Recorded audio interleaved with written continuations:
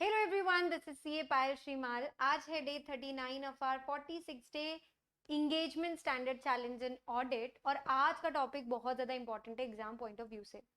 300 की सीरीज में अगर कोई स्टैंडर्ड सबसे ज़्यादा ज़रूरी है और एक ही स्टैंडर्ड आपको करके जाना है अगर, लेट दैट बी SA 402। एक तो ये स्टैंडर्ड है भी खास, इंपॉर्टेंट भी है, प्लस बहुत ज्यादा practical and easy to understand है। We take just one example, तो एक एग्जांपल लेकर के मैं आपको फटफट फटफट फटफट ये स्टैंडर्ड पूरा फटाफट करवा दूंगी। ऑडिट कंसिडरेशंस यहाँ पर किस बात को लेकर हो रही है पहले वो समझिए। तो यहाँ पे कुछ टर्म्स है, 4 चीजों को मैं इंट्रोड्यूस करती हूँ। पहले है यूजर एंटिटी, ये कोई नहीं है बल्कि हमारा क्लाइंट ही है। और यूजर ऑडिटर, ये कोई नहीं है बल्कि हम ही हैं, ऑडिटर CA। ठीक है, तो सीए का क्लाइंट और सीए यहां पर बैठा है। अब सीए अपने ही क्लाइंट, ऑडिटर अपने ही क्लाइंट के एफएस की ऑडिट तो कर रहा होता है। एफएस के अंदर कोई ऐसे account balance, class of transaction या डिस्क्लोजर होते हैं जो ऐसी सर्विस होती है जो कोई और दे रहा है। यानी कि देखिए, मेरी किताबों के अंदर डेफिनेटली डेटर्स तो दिखते हैं, पर मेरा डेटर मैनेजमेंट कोई और कर रहा है। मेरी किताबों के अंदर इन्वेंट्री दिखती है, पर इन्वेंट्री का मैनेजमेंट कोई और कर रहा है।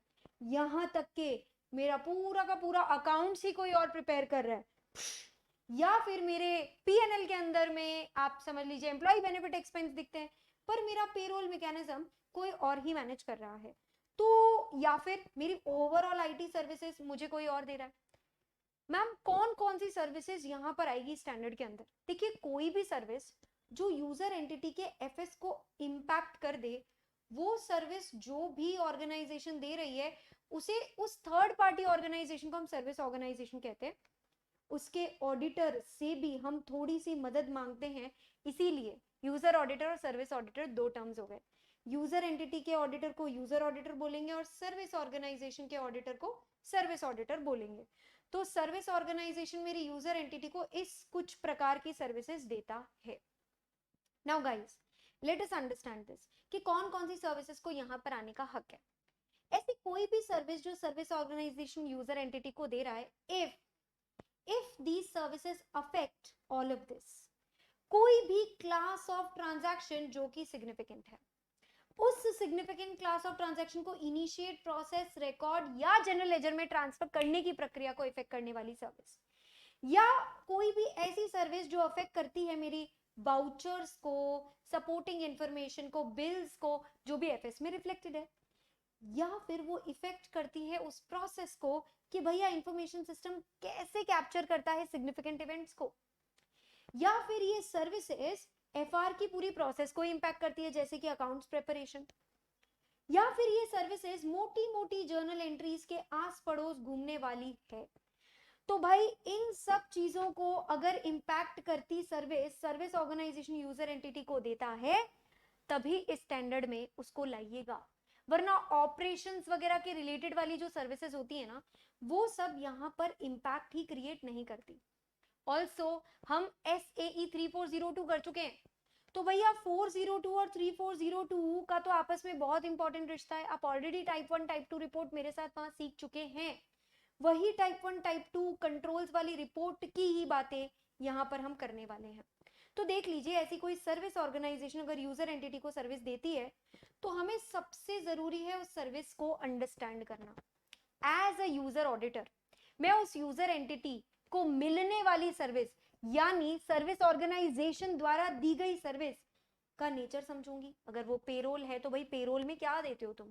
प्रमोशन, रिक्रूटमेंट, किसको कितनी सैलरी देनी है, किसका क्या अमाउंट है, किसकी कितनी छुट्टियां लगी है, सब करके मैं नेचर समझने के बाद ये समझूंगी कि वो सर्विस एफएस के लिए कितनी सिग्निफिकेंट है, यूजर एंटिटी के लिए कितनी इंपॉर्टेंट है, उसकी मटीरियलिटी, मतलब वो कितनी बड़ी अमाउंट को इंपैक्ट करती है, तो nature and materiality of the transaction और द प्रोसेस अफेक्टेड, इसी की मटीरियलिटी मैं पता कर रही हूँ।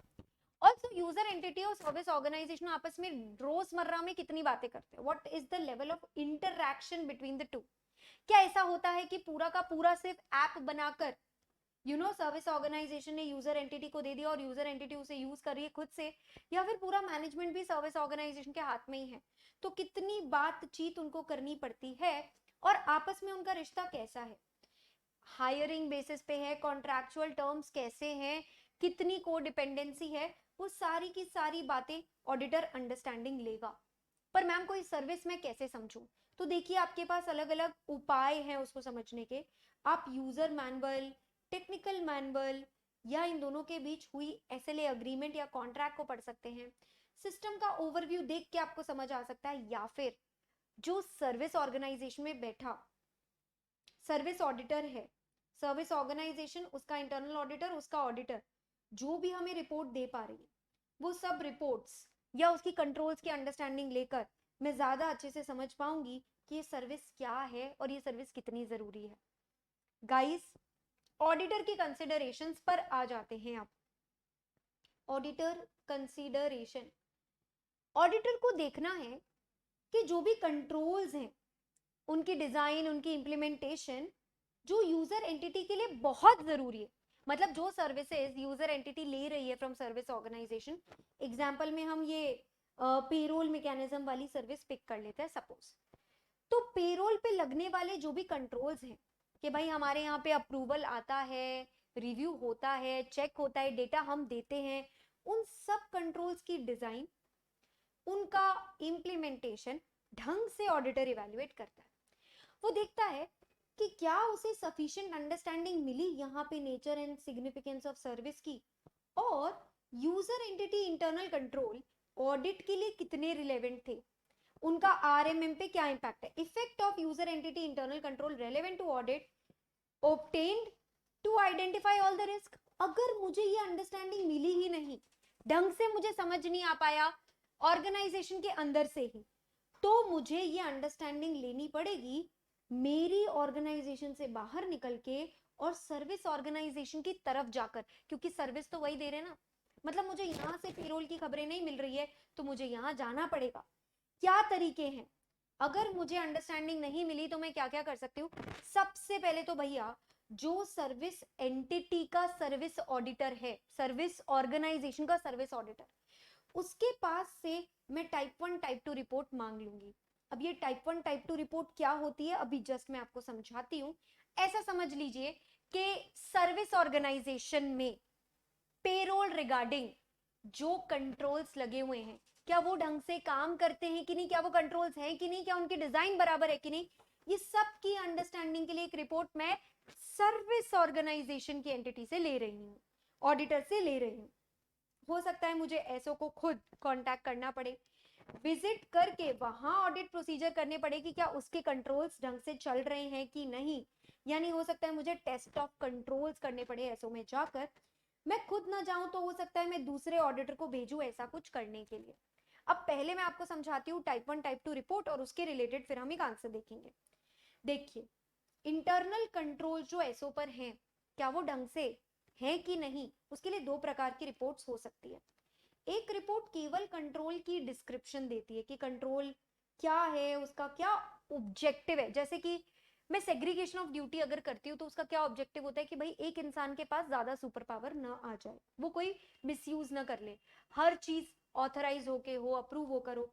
तो मेरा कंट्रोल क्या है, उसका ऑब्जेक्टिव क्या है, एसओ के पास सिस्टम कैसा है और एसओ के बारे में पूरा डिस्क्रिप्शन ये मैनेजमेंट ही दे देता है। अब ऑडिटर अपना ओपिनियन टाइप 1 रिपोर्ट में केवल दो चीजों के बारे में देता है, इन्हीं कंट्रोल्स के डिस्क्रिप्शन के ऊपर, और दूसरा क्या इन कंट्रोल्स की डिजाइन बराबर है कि नहीं। मतलब वो चलाकर ये नहीं देखता है कि क्या ये कंट्रोल्स चल रहे हैं कि नहीं, आर दे ऑपरेटिंग और नॉट। मतलब ये ऑन अ स्पेसिफाइड डेट बस बता देता है कि क्या अगर ये चले तो अपने कंट्रोल ऑब्जेक्टिव पूरे कर पाएंगे या नहीं कर पाएंगे, बस इतना टाइप 1 रिपोर्ट में दे देता है। पर अगर टाइप 2 रिपोर्ट मांगी तो ये ज्यादा बढ़िया, ज्यादा कॉम्प्रिहेंसिव होगी। डिस्क्रिप्शन वाला पार्ट पूरा सेम है, लेकिन क्योंकि यहाँ पर हम एक और चीज जोड़ देते हैं डिजाइन और इम्प्लीमेंटेशन के साथ, कि हम लोग को ऑपरेटिंग इफेक्टिवनेस भी चेक करनी होती है कि कंट्रोल्स चल रहा है कि नहीं। तो इसके लिए ये स्पेसिफाइड डेट के साथ साथ कभी कभी थ्रू आउट अ पीरियड भी होता है, मतलब कंट्रोल्स 4 मंथ्स, 5 मंथ्स, 6 मंथ्स के लिए चल रहे हैं कि नहीं, at a point in time नहीं, over a period of time type 2 बता पाता है। ऑडिटर का ओपिनियन भी दो चीजों पर नहीं, तीन चीजों पर होता है, डिस्क्रिप्शन, डिजाइन और operating effectiveness. Now please understand in order to understand कि क्या कंट्रोल चल रहे थे कि नहीं, हमें टेस्ट ऑफ कंट्रोल्स करने पड़ते हैं। कुछ कंट्रोल्स पर प्रोसीजर करके देखना पड़ता है कि वो चालू है कि नहीं, और उनके रिजल्ट्स, तो ये भी मेरे ऑडिटर की रिपोर्ट का पार्ट बनेगा। तो एक जो मैनेजमेंट ने डिस्क्रिप्शन दिया रहेगा वो पार्ट तो रहेगा ही, ऑडिटर की ओपिनियन में डिस्क्रिप्शन, डिजाइन, ऑपरेटिंग इफेक्टिवनेस कैसे रहे हैं, क्या हम कंट्रोल ऑब्जेक्टिव पूरे कर पाएंगे, और साथ ही साथ ऑपरेटिंग इफेक्टिवनेस टेस्ट करने के लिए उसने कौन कौन से टेस्ट ऑफ कंट्रोल और रिजल्ट किए हैं। तो टाइप 1 और टाइप 2 में जो डिफरेंशिएटिंग फैक्टर है उनको मैंने रेड से यहाँ पर मार्क कर दिया है आपके लिए। अब अगर ऑडिटर चाहता है कि वो टाइप 1 टाइप 2 रिपोर्ट यूज करे, तो सबसे पहले उसे ये सेटिस्फाई होना पड़ेगा कि जिस बंदे की टाइप 1 टाइप 2 रिपोर्ट हम ले रहे हैं वो बंदा खुद कॉम्पिटेंट इंडिपेंडेंट तो है ना, यानी मैं बात कर रही हूँ सर्विस ऑडिटर की। ऑल्सो उस पर लगने वाला स्टैंडर्ड SAE 3402। SAE 3402 बताते वक्त मैंने आपके साथ ये रिपोर्ट शेयर भी करी थी, इस रिपोर्ट को देखा भी था, इस रिपोर्ट को समझा भी था। यानी टाइप 1 टाइप 2 रिपोर्ट कैसी होती है देख लीजिए, मैनेजमेंट पहले डिस्क्रिप्शन समझा देता है। जैसे ही मैनेजमेंट ने पूरा डिस्क्रिप्शन समझा दिया रहेगा रिपोर्ट के अंदर, तुरंत इसके बाद नीचे आकर हम इसके पार्ट 2 में देख लेंगे कि किस प्रकार से ऑडिटर जो है वो अपना ओपिनियन इस पर देता है। ये रहा इंडिपेंडेंट ऑडिटर्स अश्योरेंस रिपोर्ट। ये रिपोर्ट कैसे देते हैं, ये पूरी चीज हमने 3402 में सीखी थी। ठीक है, अब इसमें टेस्ट ऑफ कंट्रोल पूरी तरीके से हमने क्या क्या कंट्रोल किए थे और उससे हमें क्या क्या रिजल्ट मिला, ये पूरी की पूरी चीज रिपोर्ट का पार्ट आपके बन जाती है, क्योंकि ये टाइप 2 रिपोर्ट है। इसीलिए इसमें लिखा रहेगा कि क्या कंट्रोल था, उस पर ऑडिटर ने क्या टेस्ट ऑफ कंट्रोल किया और उसे क्या फाइंडिंग्स मिली। इस तरीके से आपका टेस्ट ऑफ कंट्रोल्स भी ये इसका पार्ट बन जाता है। नाउ मान लेते हैं कि मुझे समझ आ गया कि जिस सर्विस ऑडिटर की मैं बात कर रही हूँ वो कॉम्पिटेंट पर्सन है और उसने ऐसे ही 3402 का भी खूब अच्छे से पालन कर लिया है। तो टाइप 1 टाइप 2 रिपोर्ट यूज करने से पहले फिर भी मुझे कुछ चीजें इवेल्युएट कर लेनी है, मुझे भरोसा रख लेना है। नंबर 1, क्या डिस्क्रिप्शन डिजाइन जो भी मैं देख रही हूँ, चाहे as on a specified date देख रही हूँ या over a period of time देख रही हूँ, क्या वो मेरे लिए ऑडिटर यूजर ऑडिटर के पर्पस के लिए सफिशिएंट है या मुझे और ज्यादा पीरियड या कम पीरियड का रिपोर्ट चाहिए। मान लीजिए मैं जून जुलाई अगस्त महीनों के लिए रिलाई कर रही हूँ, तो क्या इस बंदे ने जो टेस्ट ऑफ कंट्रोल्स करे थे या फिर इस बंदे ने जो डिजाइन टेस्टिंग करी थी वो ये 3 महीनों के लिए करी थी कि नहीं, तो पीरियड अप्रोप्रिएट है कि नहीं या डेट अप्रोप्रिएट है कि नहीं वो देखूंगी। सबूत पूरा सफिशिएंट अप्रोप्रिएट मिल गया ना उन कंट्रोल्स की अंडरस्टैंडिंग का। थर्ड, कभी कभी क्या होता है ना कि सर्विस ऑर्गेनाइजेशन के कंट्रोल्स तो ढंग से चल रहे हैं, पर those controls are dependent on certain controls of user entity. मतलब सर्विस ऑर्गेनाइजेशन का कंट्रोल कब काम करेगा, जब यूजर एंटिटी का कंट्रोल काम करेगा, तो वो कॉम्प्लीमेंट्री यूजर एंटिटी कंट्रोल्स होते हैं। एग्जाम्पल, मान लीजिए कि हमारे यहाँ पे पेरोल के रिलेटेड जो भी कंट्रोल्स हैं वो तब काम करेंगे जब यूजर एंटिटी यहां से चेक करके डेटा ढंग से वेरीफाई करके हाँ बोल के भेजेगी, तो सर्विस ऑर्गेनाइजेशन ना ये अज्यूम कर लेगा हमेशा कि यूजर एंटिटी ने वो कंट्रोल तो अपनाया ही होगा। मतलब मैं सर्विस ऑर्गेनाइजेशन के कंट्रोल्स को स्ट्रॉन्ग कब बोल सकती हूँ, जब यूजर एंटिटी अपने कंट्रोल्स का ढंग से पालन करे। तो वो कॉम्प्लीमेंट्री कंट्रोल्स जो कि रिलेवेंट हैं उनको भी ढंग से डिजाइन और इंप्लीमेंट किया कि नहीं यूजर एंटिटी ने, क्योंकि अगर ये ढंग से नहीं चले तो फुद्दू ही हो गया ना। क्योंकि जो फिर सर्विस ऑर्गेनाइजेशन अपने यहाँ पे कंट्रोल्स का दावा कर रहा है कि ढंग से चल रहे हैं, वो तो चल ही नहीं सकते क्योंकि इस पर ही वो डिपेंडेंट थे और ये तो चल ही नहीं रहे हैं। इसलिए इनकी अंडरस्टैंडिंग भी लेनी पड़ेगी। ये बात हो गई पूरी अंडरस्टैंडिंग की टाइप 1 टाइप 2 रिपोर्ट की और टेस्ट ऑफ कंट्रोल्स की। थोड़ा सा टेस्ट ऑफ कंट्रोल्स के बारे में और बता देती हूँ। जब जब यूजर एंटिटी को ऐसा अपने रिस्क असेसमेंट प्रोसीजर में लग रहा है कि controls at SO are working, तो ऐसा नहीं है कि वो केवल मान लेगा कि कंट्रोल्स चल रहे हैं, उसे उसके रिलेटेड कुछ ऑडिट प्रोसीजर्स करने पड़ेंगे ऑपरेटिंग इफेक्टिवनेस को चेक करने के लिए। याद रखें, यहां टाइप 1 रिपोर्ट नहीं आ सकता क्योंकि मुझे ऑपरेटिंग इफेक्टिवनेस चेक करनी है। और याद करो जब मैं ओवरऑल अंडरस्टैंडिंग ले रही थी तो टाइप 1 टाइप 2 दोनों चल जा रहा था, ठीक है। लेकिन जब मुझे केवल ऑपरेटिंग इफेक्टिवनेस की ही बात करनी है तो टाइप 1 रिपोर्ट तो सफिशिएंट है ही नहीं, मुझे टाइप 2 रिपोर्ट ही केवल लेनी पड़ेगी। या फिर मैं खुद जाके सर्विस ऑर्गेनाइजेशन में टेस्ट ऑफ कंट्रोल्स करूं, या मैं खुद नहीं करूंगी तो दूसरे ऑडिटर को बोलूंगी तू टेस्ट ऑफ कंट्रोल्स करके दे। अगेन अगर मुझे टाइप 2 रिपोर्ट यूज करना है। जैसे यहाँ पे मैं टाइप 1 रिपोर्ट यूज करने के पहले, टाइप 1 रिपोर्ट यूज करने के पहले या टाइप 2 रिपोर्ट यूज करने के पहले कुछ चीजें चेक करी थी, वही सेम चीजें मुझे यहाँ पे चेक कर लेनी है। बस कुछ कुछ चीजें ऐड हो जाएगी। जैसे वहां सिर्फ डिजाइन डिस्क्रिप्शन था, ऑपरेटिंग इफेक्टिवनेस नहीं था। क्योंकि ये टाइप 2 रिपोर्ट है इसलिए मुझे ऑपरेटिंग इफेक्टिवनेस भी चेक करनी है, और यहाँ पे डेट भी आ सकता है, पीरियड भी आ सकता है, अप्रोप्रिएट है कि नहीं। कॉम्प्लीमेंट्री कंट्रोल्स, रिलेवेंट वाली बात सेम टू सेम आ गई। बस डिजाइन एंड इंप्लीमेंट किया है कि नहीं यूजर एंटिटी ने, वो काफी नहीं है, क्योंकि चलते भी होने चाहिए, तो ऑपरेटिंग इफेक्टिवनेस भी टेस्ट करनी पड़ेगी। ऑल्सो टेस्ट ऑफ कंट्रोल मैंने कितने पीरियड का किया है, 4 महीने, 6 महीने, 8 महीने, क्या उतना पीरियड मेरे लिए रिलेवेंट है, यूजर ऑडिटर के लिए रिलेवेंट है, एंड परफॉर्मेंस से कितना टाइम इलैप्स हो चुका है वो टेस्ट ऑफ कंट्रोल्स करके। टेस्ट ऑफ कंट्रोल और उनके रिजल्ट्स क्या यूजर एंटिटी में एफएस के असर्शन के रिलेवेंट है कि नहीं। जैसे एफएस का असर्शन हुआ सैलरी, सैलरी का कंप्लीटनेस सपोज, तो क्या मैंने जो टेस्ट ऑफ कंट्रोल किए और उससे जो रिजल्ट मुझे मिला, क्या मैं जवाब दे पा रही हूँ कि सैलरी कंप्लीट है, क्या मुझे सफिशिएंट अप्रोप्रिएट ऑडिट एविडेंस मिल गया मेरे पूरे रिस्क असेसमेंट का जवाब देने के लिए। इस तरीके से आपका पूरा understanding of this works. Now guys, FS assertion में 3-4 चीजें आ जाती है। ट्रांजैक्शंस की अगर मैं बात करूं तो classification, completeness, cut off, accuracy, occurrence. User entity के रिकॉर्ड्स अगर काफी थे तो ठीक है, बट अगर यूजर एंटिटी के रिकॉर्ड्स काफी नहीं होते हैं तो हमें फर्दर ऑडिट प्रोसीजर्स करने पड़ते हैं या दूसरे ऑडिटर को हायर करके फर्दर ऑडिट प्रोसीजर्स कराने पड़ते हैं। अब मान लीजिए कि मैंने एक ऐसी ऑर्गेनाइजेशन एक्स लिमिटेड का सैलरी यानी पेरोल सर्विस लिया या डेटर मैनेजमेंट सर्विस लिया। अब उस ऑर्गेनाइजेशन पे साल भर में फ्रॉड या नोक्लार के इल्जाम लगे हैं। अगर लग गए हैं इल्जाम तो पूछना पड़ेगा मुझे यूजर एंटिटी के मैनेजमेंट से, क्या उसने ऐसा कुछ सुना है कि फ्रॉड हुआ है सर्विस ऑर्गेनाइजेशन में, या उन्होंने कानून का पालन नहीं किया, या ऐसी अनकरेक्टेड मिसस्टेटमेंट्स हैं जो यूजर एंटिटी के एफएस को इफेक्ट करती हैं। अगर करती हैं तो बस मुझे शायद ज्यादा ऑडिट प्रोसीजर्स करने पड़ेंगे और ऑडिट रिपोर्ट भी सड़ाने की नौबत आ सकती है।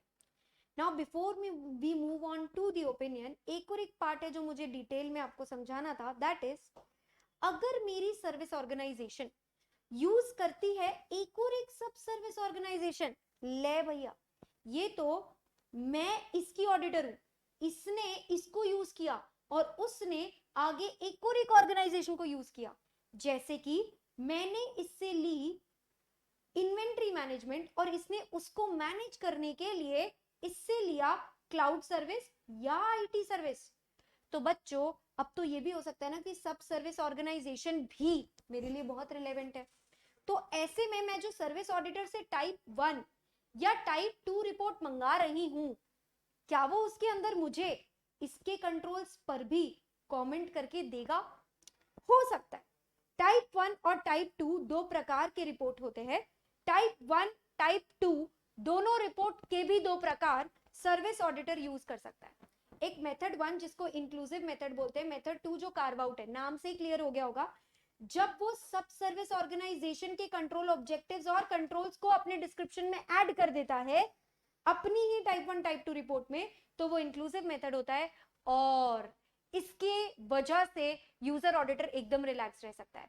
बट अगर कार्व आउट मेथड यूज हो गया, मतलब गलती से भी सर्विस ऑडिटर ने इसके कंट्रोल्स वगैरह को इंक्लूड नहीं किया, पर इसकी सर्विसेज मेरी एफएस को यानी यूजर एंटिटी के यूजर ऑडिटर के लिए रिलेवेंट है, इसकी एफएस के लिए रिलेवेंट है, तो बच्चों कुर्सी की पेटी बांध लो, क्योंकि दोबारा पूरा का पूरा स्टैंडर्ड आपको इस सब सर्विस ऑर्गेनाइजेशन को भी ऐसे लगाना पड़ेगा, ऐसे लगाना पड़ेगा जैसे कि ये कोई सर्विस ऑर्गेनाइजेशन है। और आप इस पे कितना काम करेंगे वो तो उस पर डिपेंड करता है ना कि ये आपको कौन सी सर्विस दे रहा है और वो आपके लिए कितनी रिलेवेंट है। बहुत ज्यादा रिलेवेंट होगा तो ज्यादा काम करना पड़ेगा, नहीं तो थोड़ा बहुत काम करने से काम हो जाएगा। Coming on to the last topic of the standard, reporting by user auditor. मान लीजिए कि जो सर्विस एसओ मुझे दे रहा है इन्वेंट्री, उसके रिलेटेड मुझे सबूत नहीं मिला, पेरोल नहीं मिला सबूत, तो मुझे मेरी रिपोर्ट चढ़ानी है। बट गलती से भी दूसरे ऑडिटर को क्यों फंसाते हो? सर्विस ऑडिटर का नाम मत लो, लेना ही है तो केवल दो ही सिचुएशन में ले सकते हो। एक, जब कानून ने मैंडेटरी बोला, और दूसरा जब आपको ये मॉडिफिकेशन एक्सप्लेन करने के लिए बताना पड़ेगा कि भैया मैं तो इसके टाइप 2 की रिपोर्ट में टेस्ट ऑफ कंट्रोल पढ़ रहा था, तब मुझे पता चला। तो आप केवल उतना रेफरेंस दे सकते हो, रेफरेंस दो, मगर इंडिकेट कर देना कि इस रेफरेंस से यूजर ऑडिटर की रिस्पॉन्सिबिलिटी कम होती नहीं है, वो अपने ओपिनियन के लिए स्वयं जिम्मेदार है। Now guys, this standard was ultimately very very important, इसको बहुत अच्छे से करिएगा। खास करके इसका ये जो एक आंसर है, ये भयंकर बार पूछा गया है, ऑब्टेनिंग अंडरस्टैंडिंग कैसे लेना है। इसके अलावा ये वाला आंसर एक बार पूछा जा चुका है, टाइप 2 रिपोर्ट के अंदर का कंटेंट पूछा जा चुका है। आप इस तरीके से अगर टाइप 2 यूज करने वाले हैं तो क्या क्या चेक करेंगे वो, एंड देन हाल ही फिलहाल में रिपोर्टिंग बाय यूजर ऑडिटर भी टेस्ट कर लिया गया है। तो इसके साथ आपका स्टैंडर्ड 402 कंप्लीट होता है। कल हमारे इस सीरीज का डे 40 है और उसके साथ हम हमारी 300 सीरीज भी वाइंड अप कर देंगे। See you tomorrow, bye bye, take care, all the best, पढ़ते रहिए।